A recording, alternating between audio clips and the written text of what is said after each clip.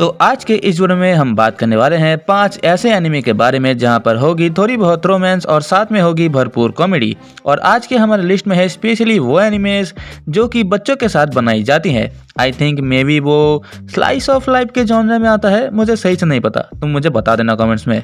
तो शुरू करते हैं हमारी लिस्ट के सबसे आखिरी नंबर एनिमे के साथ जिसका नाम है more than a married couple but not lovers.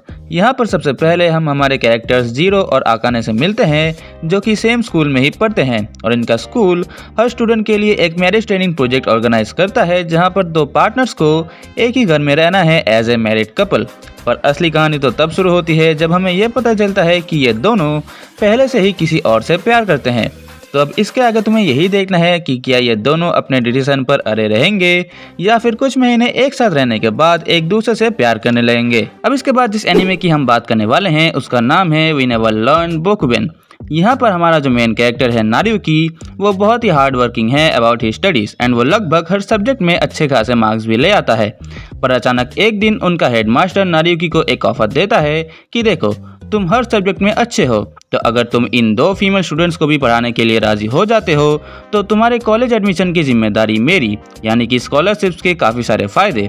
तो इसके बाद नारुयुकी इन 2 लड़कियों को कोचिंग देना स्टार्ट कर देता है, परंतु इनके ग्रुप को एक और लड़की ज्वाइन करती है जो कि नारुयुकी से बचपन से ही प्यार करती है। पर असली कहानी तो तब शुरू होती है जब वो दोनों लड़कियां भी धीरे धीरे नारुयुकी से प्यार करने लगती है।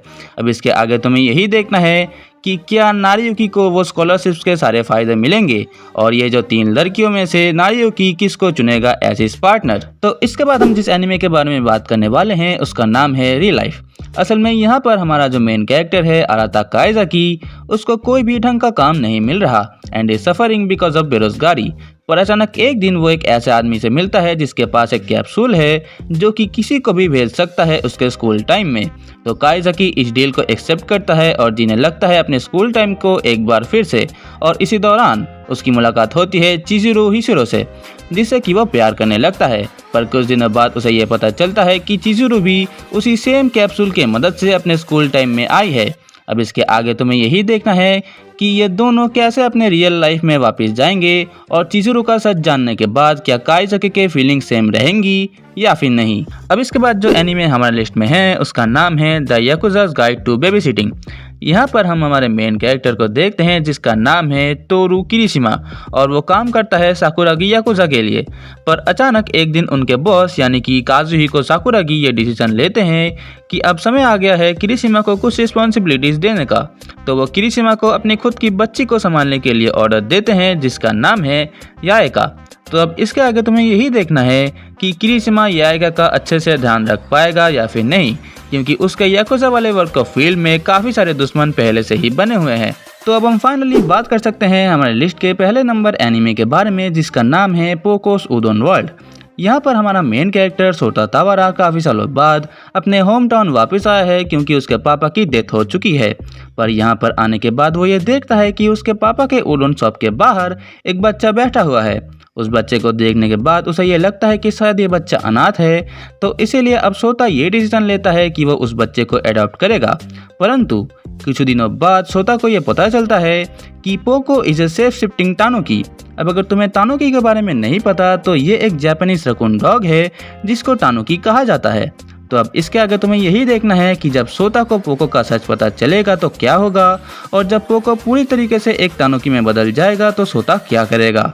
देखो, पोकोस उडोन वर्ल्ड को मैंने अपने लिस्ट के पहले नंबर में इसीलिए रखा है क्योंकि I really enjoy the genre about slice of life. और बच्चों के साथ जो एनिमे बनाई जाती है उनमें से मेरा सबसे पहला एनिमे था बडी daddies.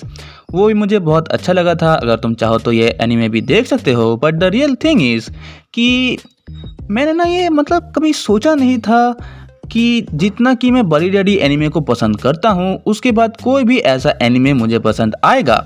Because Poko's Udon World is a really good anime. इसके इमोशनल सीन्स तुम्हें काफ़ी पसंद आएंगे और इसके कॉमेडी मोमेंट्स भी काफ़ी अच्छे हैं। तो आज के इस वीडियो को यहीं पर एंड करते हैं। अगर तुम चाहो तो इनमें से कोई भी एनिमे देख सकते हो और अगर तुम्हारे पास मेरे लिए कोई रिकमेंडेशन है तो तुम मुझे अपने कमेंट्स में ज़रूर बताना और लाइक शेयर सब्सक्राइब अपने हिसाब से कर देना। बाकी मैं चलता हूँ, मैं तुमसे फिर मिलूंगा किसी नए वीडियो किसी नए टॉपिक के साथ। तब तक के लिए अलविदा।